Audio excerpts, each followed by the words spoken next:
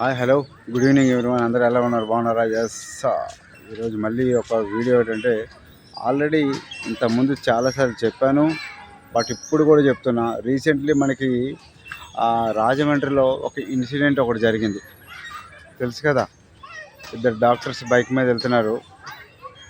ఒక ఇద్దరు శాడిస్టుల కారు మీద ఫుల్ డ్రింక్స్ చేస్తున్నారు అనమాట. ఓస్ లేదు అంటే విచ్చలు విడదలం వచ్చి వాళ్ళని ఢీ కొట్టి వాళ్ళ మీద కారు ఎక్కించుకుని పోయినారు. వాళ్ళకి ఏ మాత్రం కూడా భయం అనేది లేదు. వాళ్ళ ఇంట్లో వాళ్ళు కూడా లాక్ చేసి వెళ్ళిపోయారట. అక్కడ ఆర్టీఓలో వెళ్తే సో జరిగింది.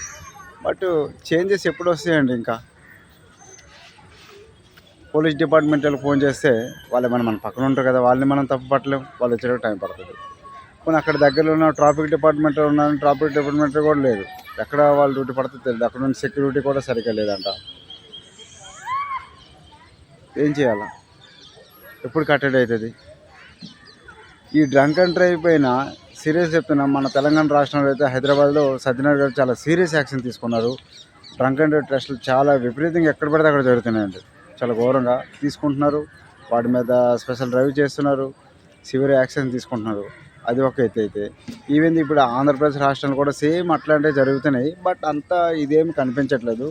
ఇప్పుడు ఆ పర్సన్ ఎవరైతే ఇప్పుడు జరిగిందో అతనికి పొలిటికల్గా ఎవరైనా అన్నదండలు ఉంటే వాడిని ఎవడేం పీకడమే, మర్చిపోవలసింది ఆ కేసుని.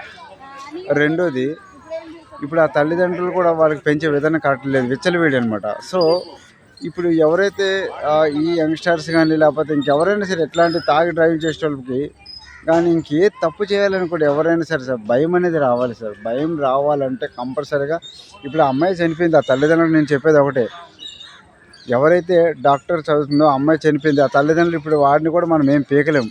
సో నేను వాళ్ళని చేసే రిక్వెస్ట్ ఏంటంటే, ఇంతకుముందు కూడా చెప్పాను, ఆ చేసే తప్పు ఎవరైతే పర్సన్ ఉన్నాడో వాడు బెయిల్ మీద బయటకు రాగానే వాడిని చంపేకండి, కాళ్ళు చేతులు ఇరిసేసండి, నరికేయండి. 2 కాళ్ళు చేతులు. ఎందుకంటే ఇప్పుడు మనం గవర్నమెంట్ని తప్పు పట్టలేమండి. గవర్నమెంట్ ఏం చేస్తారండి, చట్టం తన పని తాను చేసిపోతుందని వాళ్ళు ధీమాగా ఉంటారు. రెండోది, డిపార్ట్మెంట్లు ఏం చేస్తారు, వాళ్ళ పనులు వాళ్ళు చేసుకుంటారు. ఏదైతే ఉందో ఎఫ్ఐఆర్ నమోదు చేస్తారో వాళ్ళ మీద సెక్షన్లో సో పెట్టి కోర్టులో ఆధారపడితే జడ్జి గారు ఒక తీర్పిస్తే వాడు లోపల వేస్తారు. లోపల వెళ్ళినాక మంచిగా బలిసి పంది కుక్కలు తిని హ్యాపీగా ఉంటారు. వాడు బయలు తేవడానికి కూడా రెడీగా ఆ లాయర్స్ కూడా ఉంటారు అనమాట. బయట డబ్బులే కదా ఇవాళ రేపు. సో వచ్చేస్తాడు, హ్యాపీగా ఉంటాడు. అట్లాంటి లిచ్చా నా కొడుకుల కోసమే నేను చెప్తున్నా, ఆ తల్లిదండ్రులు ఎవరైతే ఉన్నారో వాళ్ళకి సంబంధించిన వాళ్ళు, మీరు మీ కూతుర్ని మళ్ళీ బతికించలేరు. చనిపోయిన ఆమె మళ్ళీ తిరిగి రాదు. నేను చెప్పే రిక్వెస్ట్ ఏంటంటే, వాడి బెయిల్ మీద బయటికి రాగానే కాళ్ళు చేతులు నరికేసండి. ఇది చాలాసార్లు నేను చెప్తున్నా. ఏవేందో భయం రావాలి సార్. గవర్నమెంట్లోన వ్యవస్థలోన ఎప్పుడైతే చాలా స్ట్రిక్ట్గా ఉంటారో అప్పుడు జనాల్లోని భయం. ఇప్పుడు చూడండి, గవర్నమెంట్ ఆఫీసులో పనిచేస్తే అందరు లంచాలు బాగా మరిగిపోయారు. ప్రతి దానికి ప్రతి డిపార్ట్మెంట్లో ఉన్నదండి, లేదని లేదు.